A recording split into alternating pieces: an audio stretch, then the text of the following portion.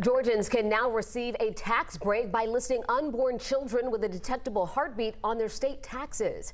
It's one of the results of Georgia's new abortion law. Our Joe Hankey is looking at some of the other ways this new law impacts expecting parents. Joe? Well, Jennifer, this tax break only applies to your state taxes, not federal, but the same abortion law could also change the way certain lawsuits are handled and give expecting parents a way to navigate traffic faster in Georgia.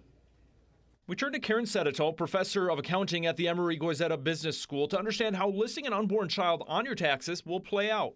It's a $3,000 reduction in the income that will be used as a basis for computing the taxes. So we're talking about a few $100s, 6% of the $3,000, a few $100 in tax savings. So how do you know if you're eligible? The State Department of Revenue this week announced your unborn child's heartbeat must have been detected between July 20th, when the abortion law took effect, and the end of this year. The unborn child will be listed under other adjustments on your taxes, not alongside other family members. If requested, you may need to supply relevant medical records. Sedito says it is unknown what records would be accepted and how that could impact Georgians without certain medical access. And she says there's also another unanswered question. What will happen in the case of, for example, of just a natural miscarriage?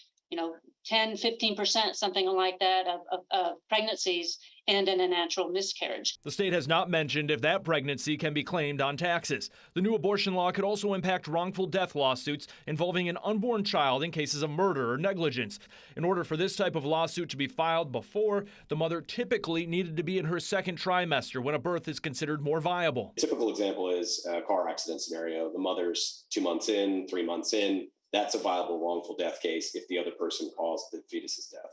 Attorney Christopher Simon says now he could file a wrongful death lawsuit if an unborn child died and a heartbeat had been detected. Certainly has made it much more dangerous for businesses, for people in the insurance world, because now they can't go arguing, we don't know if this life would have succeeded.